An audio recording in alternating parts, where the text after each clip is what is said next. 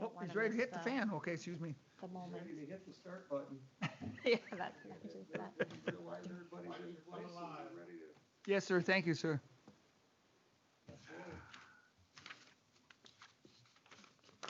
Pretty soon I'm gonna, okay. So we'll call this meeting to order at 9:24.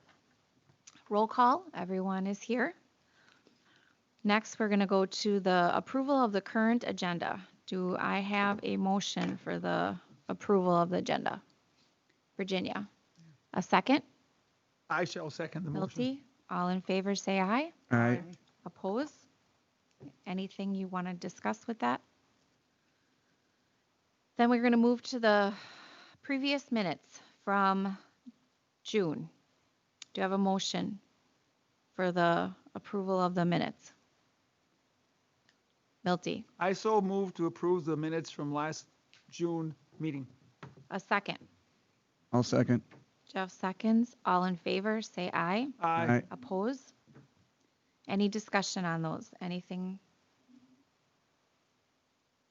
Then we'll move to selection of vice chair. We did that. We did that. I didn't even notice that on the when I looked at it. Then we're going to move to the monthly reports. Well, good morning. Morning, sir. Morning. So June has been an active month, even with the stuff going on for the pandemic. As you know, we've been trying to limit our walk-ins. So you'll see our walk-ins numbers for June of this year have been drastically down since last year. Of course, last year we had a lot more due to the fact that I was new hired. A lot of veterans were coming in just to see me, just to see who I was and what I could do for them, looking through my stuff. Our scheduled appointments this year have so far for June was 27 versus last year was 19. We do have some walk-ins. We are still taking walk-ins, but on case-by-case basis. If I can get it done at the door, we normally get it done at the door after they get screened, and then we just bring the paperwork back out to them. I'm trying to limit that access to the office to just appointments. We'll go on to the awards received. Our awards received, if you looked over them, for the month of June, we had some of our pensions come back. We're losing a lot of veterans lately. Tara's been keeping up on that one. As far as burial and burial plots, we've lost a significant amount this year so far. Our compensation side has been coming to a crawl. They're very fast at getting them done. The problem being that because of the pandemic, the offices aren't being taken for appointments, so we can't adjudicate those until the appointments are actually done for comp and pen exams. So that's been our fighting balance right now. We have veterans who have gone to Michigan. We have some that have had to travel as far down into Illinois and Indiana in order to get these comp and pen exams. Right now, they are turning them around really quickly, and they've started using what they call this AI.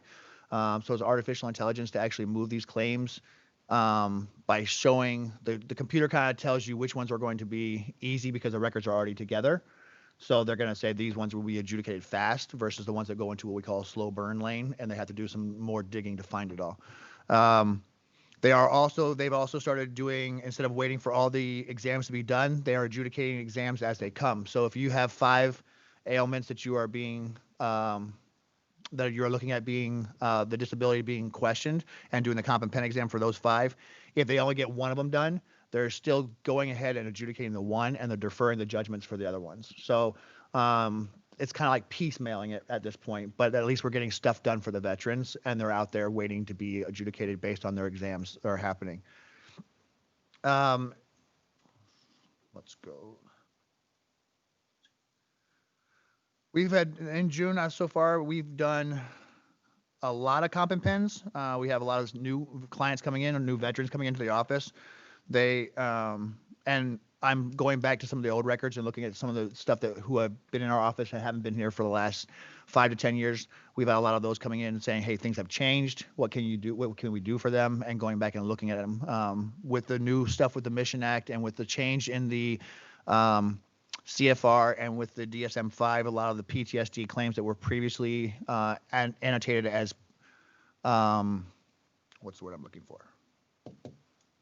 Subpar PTSD. Instead, now we're actually looking at the DSM-5s and trying to get those adjudicated correctly. So it's a lot of research for me, but we're pushing through them.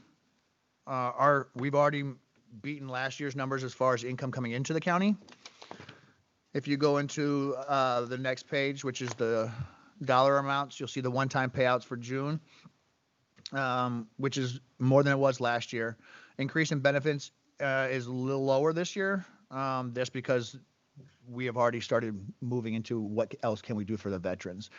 So as you get stagnated, as you progress with our veteran claims, you get to the point where there's nothing else you can do for them. So then it's status quo, unless something changes. And that's where you look at the increase in the benefits for the county. We have gotten a couple of new 100%ers that have come into the county, which we started working with and getting their rights activated for their discount for taxes and everything else. So that will increase our benefits in the county. Also, even though we're losing veterans, we're still working the pensions for the widows. So if you can see right now, our total benefits for 2020 is $716,000 versus last year was only $477,000. Again, that was also based on the Blue Water claims. It was a significant amount of dollars that came into the county. So that's why you see the number discrepancies in there. That's not the usual. But as long as our benefits, to me, as far as the increase in benefits monthly, is the most important number, not the one-time payouts. Because that's something that's going to sustain itself over the course of many years versus the one that says, here's 10 years worth of back pay. The increase in benefits is what you're going to look at that actually says how much the county is actually receiving in monetary value for our veterans who will spend it hopefully locally. Do you have any questions? Then we will move to the Kewaunee Tavern League Golf Outing. So the Kewaunee Tavern League actually came to our office, and we were supposed to be doing this in June. Obviously, with the lockdown from the state and everything, we thought it was going to go away. Judy actually came to our commission meeting to brief us on what that is they are going to put together at Scott Golf Course. They put together a golf outing where it's like $380 for a team to play on the holes. They got different activities out there, a lunch and a dinner that's going to be going on. She's requested help from us. In turn, the Kewaunee County Tavern League is actually going to be donating $1,500. That's their goal, is to donate $1,500 to the donation fund for the county. And the state Tavern League will match that contribution, which is a great opportunity for us. So my commissioners right now are requesting from the different services and organizations, the VFW, Legion, and stuff like that. They'll be requesting personnel to go out there and help with that. Veterans will do an honor guard, and then we'll actually man the holes and drive around the golf carts and just so they have a chance to meet some of the veterans and hear our stories. I will be out there for that. That's going to be August 31st. They changed it, so it's now August 31st. And the start time of that's going to be at 11:45 as the kickoff for the honor guard.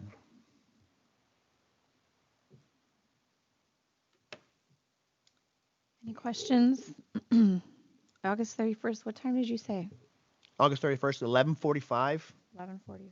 is the honor guard. That's when we do the colors, and then the event will start at noon. Okay. All right. The spring conference. So after much him-hawing around, the spring conference was actually for our organization was actually canceled due to COVID. They're not going to do it at all. So those, when I requested for the travel pay and the hotel bill and everything, we have now nixed that. So we won't be doing that, although you all approved it already. That's not an expense that will be coming off the budget at this time.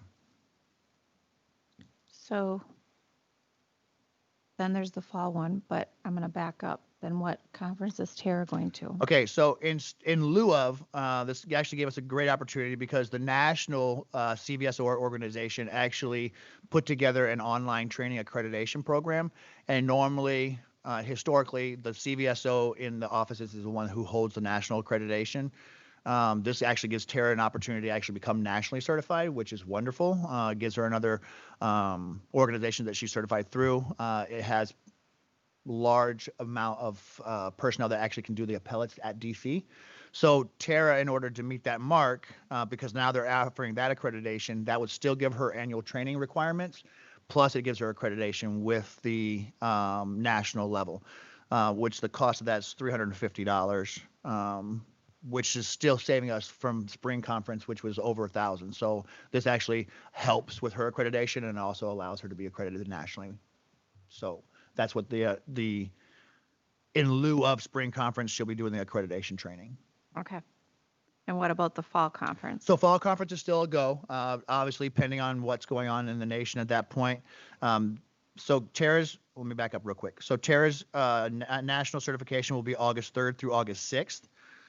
That's when she'll be attending all the online classes. That's 8 hours a day. They're coming out with an itinerary and everything so that she has all the documentation that she needs for the accreditation. The fall conference, that's the one I have to attend if it goes through. That's going to be October 5th through the 9th.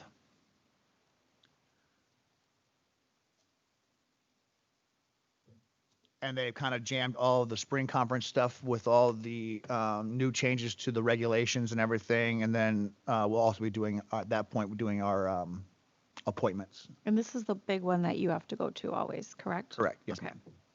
Okay. And that will probably bring up next month, right? Or September. September. Okay. I want to kind of give it a little more time to Yep. develop. Right now, we're kind of up in there. We've already booked the room. I've already done the pre-registration. Everything is locked in.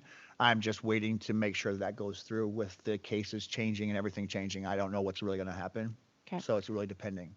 And then Tara, with your conference, you just get to stay back at home and sit on a computer. So we're paying for the class, but there's no traveling or anything. Okay. Any questions, anyone? Then we'll move to travel approval. None. None. Tara's staying home. Yes. Approved. No Yeah. cost. Overtime report. None. Any other matters? Then we want to set the next committee, which we talked about in August, moving. And then we booked one for September 14th. It's a Monday. Would that work?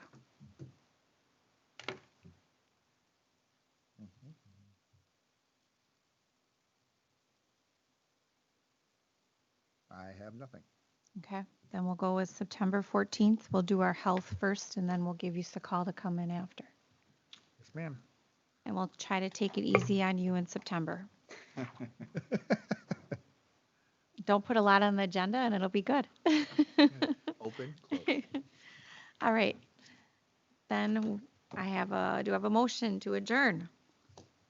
Excuse me, Milty. question, Yes, Chairperson. yes. But then we're meeting again for the health and the veterans on August 3rd together, right? Yes, we're Okay. taking off that 10th, Oh, for the 3rd. and Yes, we're thank going you. a week earlier on the 3rd. Good with And that. that, yep, and we discussed it before the meeting. I just checked with them. Okay, thank Yep, you. so I the- so move to close or to adjourn this meeting today. Do you have a second? Virginia, all in favor, say aye. Aye. Oppose? The meeting's adjourned.